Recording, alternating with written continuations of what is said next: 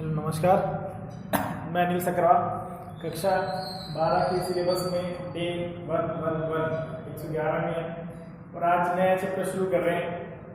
Next chapter जो है वो इस समय राजस्थान बोर्ड में चैप्टर संख्या 10 चल रहा है। अगले साल सिलेबस परिवर्तित हो जाएगा तो उसमें ये चैप्टर संख्या 7 रहेगा। 7 अगले साल यानी 2021 के बाद में जो सिलेबस आएगा नया NCERT syllabus all over India में सेम सिलेबस रहेगा। सिलेबस तो वही है, केवल चैप्टर की पहले भी हम डिस्कस कर चुके हैं। चैप्टर की नंबरिंग जो है वो थोड़ा बहुत परिवर्तित होगी। तो अब जो चैप्टर 10 है वो बाद में चैप्टर 7 हो जाएगा।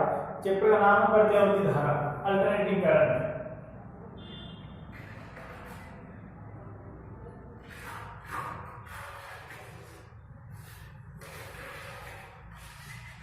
Alternating current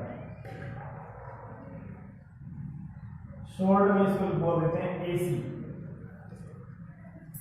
AC alternating current. अब जैसे इसके लिए हम पहले पिछले चैप्टर में सोल्व कर चुके हैं, एसी की इक्वेशन निकाल चुके हैं, प्रत्यावर्ती धारा की समीकरण, और हमने उसका ग्राफ भी निकाला था कि इस तरह से आता है पॉजिटिव हाफ साइकिल, फिर नेगेटिव हाफ साइकिल, फिर वही क्या होते रहते हैं, कंटिन्यू रिवाइज होते रहते हैं वही वैल्यूज। सबसे पहली बात है कि परिभाषा प्रत्यावर्ती धारा क्या है, कौन कौन सी वैल्यूज जो है उसमें हम जो इक्वेशन है जो हमने पिछले चैप्टर में डेराइव की थी, डेराइव नहीं करेंगे, हम उस इक्वेशन का यूज करेंगे। फिर बात करेंगे प्रत्यावर्ती धारा की सिंपल छोटी छोटी बातें हैं, लाभ क्या है, हानियां क्या है इसकी। दिष्ट धारा डीसी डायरेक्ट करंट, दो तरह की होती है धारा। आवेश प्रवाह की तरह को विद्युत धारा कहते हैं, ये हम पढ़ चुके हैं बहुत पहले, 10 में भी आती है, कक्षा 10 में भी, 11 में भी, 12 में भी सब जगह। तो धारा जो विद्युत धारा दो प्रकार की होती है, एसी और डीसी। एसी को अल्टरनेटिंग करंट है कंप्लीट नेम, डीसी का है डायरेक्ट करंट। डायरेक्ट करंट को हिंदी में दिष्ट धारा कहते हैं और अल्टरनेटिंग करंट को प्रत्यावर्ती धारा कहते हैं। तो सबसे पहली बात तो एसी क्या है, व्हाट इज एसी, प्रत्यावर्ती धारा क्या है। ऐसी विद्युत धारा जिसका मान समय के सापेक्ष बदलता रहता है और उसकी दिशा भी आवर्ती रूप से बदलती है, ये इसकी परिभाषा है। जिसका मान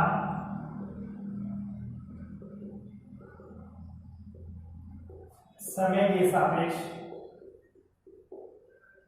परिवर्तित होता है तथा दिशा भी आवर्ती रूप से बदलती है, प्रत्यावर्ती धारा कहलाती है। आवर्ती रूप का मतलब है कि फिर उसी फ्रीक्वेंसी से, उसी क्रम से वापस परिवर्तन होता रहेगा, यानी जो पॉजिटिव हाफ साइकिल आया फिर नेगेटिव आएगा, फिर वही पॉजिटिव हाफ साइकिल आएगा। ये नहीं है कि उसकी वैल्यू कम ज्यादा हो जाएगी, वही इक्वली चलेगा, आवर्ती रूप से उसका मान समान रहेगा। तो इसका जो ग्राफ बनाते हैं ये बहुत ही इंपॉर्टेंट है। हमने जो पहले पिछले चैप्टर में पढ़ाया था विद्युत चुंबकीय प्रेरण के लास्ट टॉपिक में हमने बात की थी एसी जनरेटर के बारे में। वहां 0 ये T/4, T/2, 3T/4 और कंप्लीट T, यानी किसी प्रत्यावर्ती धारा का एक संपूर्ण चक्र जो होता है, एक चक्र वो 360 डिग्री में और जितने समय में होता है उसे उसका आवर्तकाल कहते हैं, कैपिटल T। और इसका जो ग्राफ है वो वैल्यू लेते हैं तो इस तरह से प्राप्त होता है। ये इसका ग्राफ है, ये इसका मैक्सिमम मान है 90 डिग्री में, इसको आई नोड कहते हैं, धारा का शिखर मान है, शिखर मान कह देते हैं, अधिकतम मान कह देते हैं।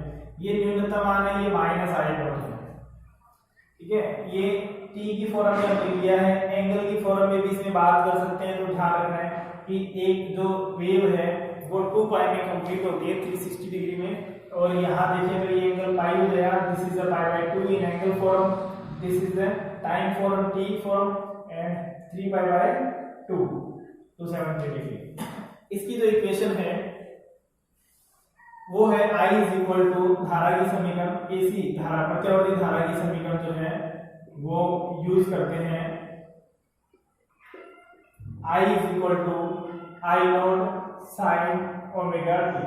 अब इसके अंदर जो बातें आ रही है उनका ध्यान रखना है, हम उनका यूज करेंगे पूरे चैप्टर में, बार बार डिस्कस नहीं करेंगे बार बार। एक आपको ये इक्वेशन, ये जो ग्राफ है वो कैसे आया है वो हम पिछले चैप्टर में बात कर चुके हैं कैसे है। ये समीकरण हम पहले प्रूव कर चुके हैं। वोल्टेज फॉर्म में एक ही बात, वोल्टेज फॉर्म में लिखे हमने, करंट फॉर्म में भी शो कर सकते हैं। जो बातें हम करंट के लिए ले रहे हैं वही बातें वोल्टेज के लिए भी अप्लाई होगी। अगर मान लो हम अगले टॉपिक पढ़ेंगे इसके अंदर कि प्रत्यावर्ती धारा का औसत मान, अगर कोई कहते हैं भाई प्रत्यावर्ती विभवांतर का औसत मान, तो भी वही बात हमें उसमें सोल्व करनी पड़ेगी। न्यूमेरिकल्स में ऐसा जरूर होता है कि आपको हमने करंट की फॉर्म में रिजल्ट निकाले, आपको वोल्टेज की फॉर्म में रिजल्ट पूछ ले, तो आप जो रिजल्ट करंट की फॉर्म में वही वोल्टेज की फॉर्म में, इट मींस अगर यहाँ वोल्टेज फॉर्म लिखें तो ये इक्वेशन हो जाएगी V V naught sine omega t, ये इक्वेशन हो जाएगी इसके अंदर।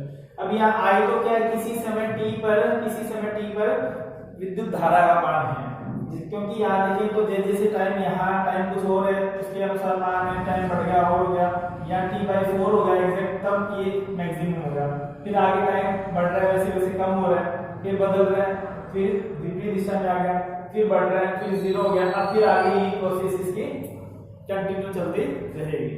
अब यहाँ जो मान है वो क्या है, I नॉट आ गया, तो इसे कहते हैं धारा का शिखर मान, ये वर्ड यूज किया जाएगा एग्जाम में। शिखर मान, अधिकतम मान,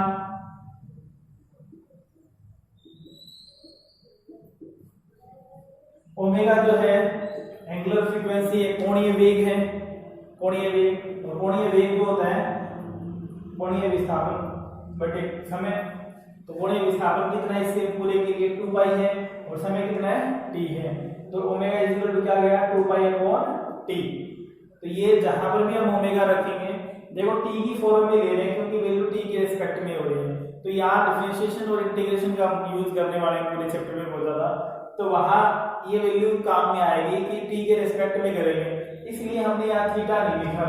वैसे हमें पता है ओमेगा t जो किसके बराबर होता है, थीटा के बराबर होता है, क्योंकि सारी वैल्यू यहाँ जो चेंज हो रही है वो t के रिस्पेक्ट में हो रही है, तो डिफरेंशिएशन इंटीग्रेशन जब लेंगे तो वो भी t के रिस्पेक्ट में ही लेंगे। बाद में जब आफ्टर सॉल्यूशन जो वैल्यूज हम कैलकुलेट करेंगे उस कंडीशन में ओमेगा की जगह हम क्या पुट करेंगे 2 पाई अपॉन t पुट कर देंगे, ठीक है। और इसकी जो लिमिटेशंस जो है वो भी सारे t की फॉर्म में हम इसमें ले लेंगे। दूसरा ओमेगा को एक फॉर्म में और लिया जा सकता है, इसका जो यूनिट है वो ध्यान रखिए रेडियन पर सेकंड होता है, क्योंकि न्यूमेरिकल में ये बहुत थोड़ी छोटी बातें न्यूमेरिकल में कंफ्यूजन क्रिएट कर देती हैं, उस वजह से थोड़ी सी कंफ्यूजन से गलतियां हो जाती हैं। दूसरी बात इसको ऐसे लिख सकते हैं omega is equal to 2 pi into 1/t, और आवर्तकाल का व्युत्क्रम आवर्ती होता है, फ्रीक्वेंसी 1/t किसके बराबर होता है, f के बराबर होता है, लीनियर फ्रीक्वेंसी है 1/t, इसकी यूनिट जो है वो 1/सेकंड यानी सेकंड इनवर्स होती है, और नॉर्मली इसकी यूनिट क्या यूज करते हैं, हर्ट्ज यूज करते हैं। तो यहां से क्या आ जाएगा omega is equal to 2 pi f, या f जो है देखो ओमेगा और f दोनों अलग अलग हैं, f तो क्या है रेखीय आवर्ती है, लीनियर फ्रीक्वेंसी है, ओमेगा क्या है एंगुलर है, कोणीय है, इसलिए इसकी यूनिट क्या आएगी रेडियन पर सेकंड। अगर ओनली f की यूनिट बात करें तो हर्ट्ज में या सेकंड में। तो आपको अगर लैंग्वेज में दिक्कत आए तो आप यूनिट देख के भी समझ सकते हैं क्वेश्चंस में कि अगर आपको वैल्यू रेडियन पर सेकंड में दे रखी है it means that is omega, अगर आपको पर सेकंड या सेकंड इनवर्स या नॉर्मली हर्ट्ज यूज होगा बेसिकली, तो डेफिनेटली हर्ट्ज में अगर वैल्यू दे रखी है it means that is small f, linear frequency. तो ये तो आगे किसकी बात, एसी की बात, इनके अंदर ये सारी बातें हम यूज करेंगे। दूसरी बात विद्युत वाहक बल की लैंग्वेज में क्वेश्चन मिल जाए आपको, या विभवांतर वोल्टेज की लैंग्वेज में क्वेश्चन मिल जाए, तो हम इसको क्या लिख देंगे, अगर ईएमएफ फॉर्म में लें विद्युत वाहक बल की फॉर्म में, तो एसी विद्युत वाहक बल क्या होगा, एसी विद्युत वाहक बल E is equal to E naught sine omega t।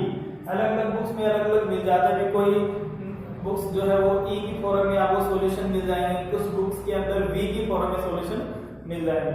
हम भी जो फॉर्म शुरू करेंगे इस चैप्टर में लास्ट तक वही फॉर्म ले लेंगे, V ले लेंगे या E ले लेंगे, कोई फर्क नहीं पड़ रहा है।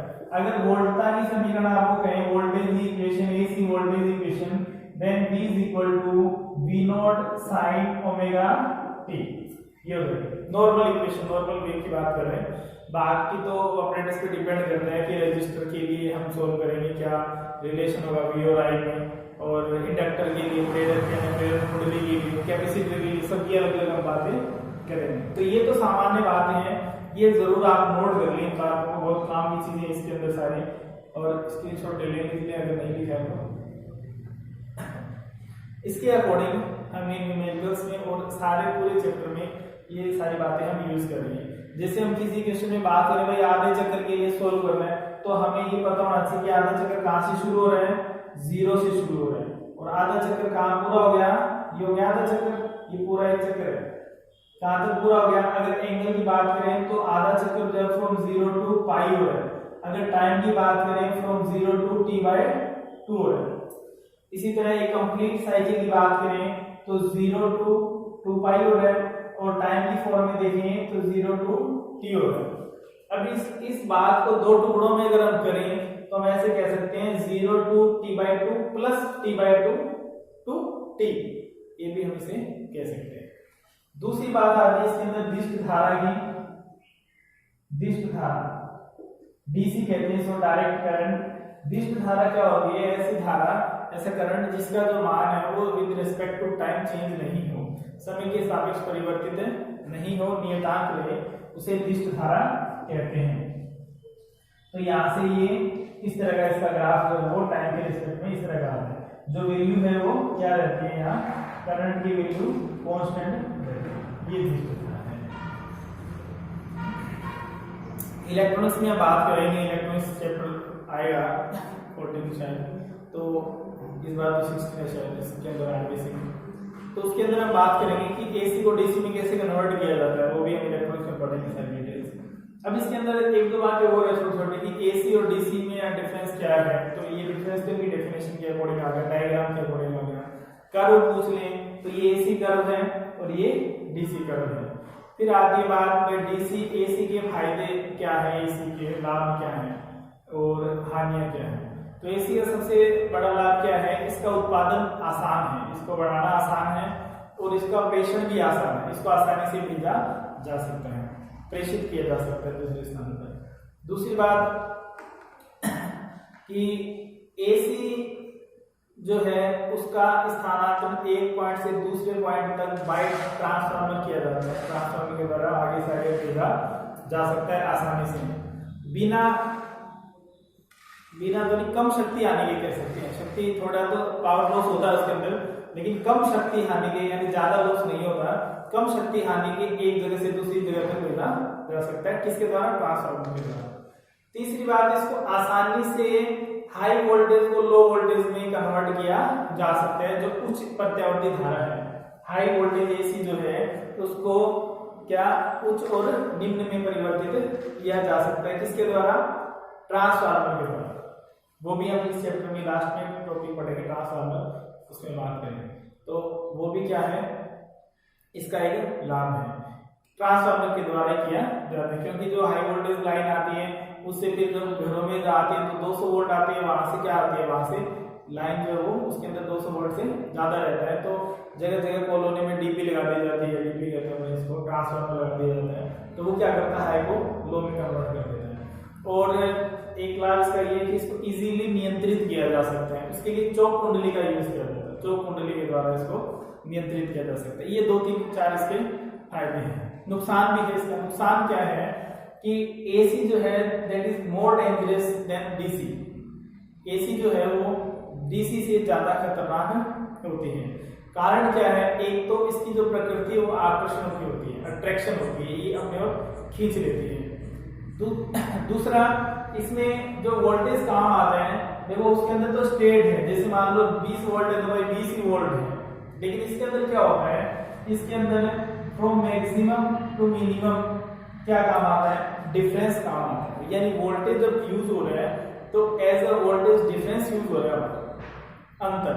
और अंतर देखें तो क्या होगा, हाई टू लो, यानी मैक्सिमम टू मिनिमम डिफरेंस ले लेंगे तो difference of voltage delta we की बात करें तो ये तो वी नॉट माइनस, फिर ये क्या हो गया, इसके अकॉर्डिंग माइनस वी नॉट, ठीक है, आई की फॉर्मूला ले सकते हो या इसको ऐसे लिख दो, आई नॉट माइनस आई नॉट, तो ये क्या हो गया, आई नॉट प्लस आई नॉट, यानी क्या हो गया 2 आई नॉट, यानी डबल वर्क करती है, ये दोगुना होकर काम करती है, इसलिए ये जो है वो ज्यादा खतरनाक है इसकी तुलना में डीसी की तुलना में। और हम आगे बात करेंगे इसके अंदर कि इसका अधिकतम मान जो होता है वो भी सामान्यतः इसका √2 गुना होता है, जो औसत मान होता है उसका √2 गुना होता है। और एक बात और इसके अंदर कि एसी में इसमें तो कांस्टेंट करंट फ्लो होता है, एसी में क्या होता है जब वायर में करंट फ्लो होता है तो उसके अंदर जो करंट है उसकी तुलना में उसकी सतह पर करंट का मान ज्यादा होता है, ठीक है, यानी इक्वली नहीं होता है सब जगह इक्वली। समझने के लिए कैलकुलेशन में इसको लगभग ले लेते हैं कि उसका क्या मतलब I/A की फॉर्म में ले लिया था विद्युत धारा के चैप्टर में, तो वो तो हम इक्वली ले लेते हैं, लेकिन रियल में क्या होता है ये इक्वल नहीं होता है। अंदर जो करंट की वैल्यू होती है वो कम होती है, सतह पर करंट का जो मान होता है वो ज्यादा होता है। और सतह पर करंट के मान की अधिकता को स्किन इफेक्ट कहते हैं, स्किन प्रभाव, स्किन इफेक्ट। तो ये भी इसकी एक हानि है कि सब जगह समान रूप से करंट प्रवाहित नहीं होता है। तो ये कुछ इसकी सामान्य जानकारियां थी, ये बात इसकी महत्वपूर्ण है जो हम अगले टॉपिक में यूज करेंगे। अब नेक्स्ट क्लास में, ये तो इसका बेसिक इंट्रोडक्शन हम मान सकते हैं, नेक्स्ट क्लास में हम इसके अंदर इसके टॉपिक्स पढ़ेंगे, प्रत्यावर्ती धारा का औसत मान, प्रत्यावर्ती धारा का वर्गमूल मान, फिर प्रत्यावर्ती धारा में अगर केवल प्रतिरोध पर आरोपित किया जाए, रेजिस्टेंस पर, तो उसके लिए वोल्टेज और करंट में क्या रिलेशन होता है। अगर कैपेसिटर पे अप्लाई किया जाए तो वोल्टेज करंट में क्या रिलेशन होता है, और एल पे, इंडक्टर पे, प्रेरण कुंडली पे अप्लाई किया जाए तो वोल्टेज करंट में क्या रिलेशन होता है। फिर सबको एक साथ जोड़ दे तो LCR, तो उसको बोल देते हैं LCR सर्किट में क्या रिलेशन आएगा। वो सारी बातें हम इसको स्टेप टू स्टेप सोल्व करेंगे।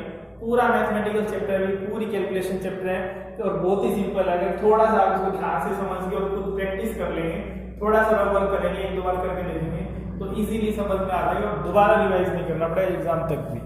अभी पहले आप इसको अच्छी तरह से क्लियर कर लें, नेक्स्ट क्लास में हम अगले टॉपिक पे आएंगे, उसकी बात करेंगे। तब तक पढ़ते रहिए। Thank you.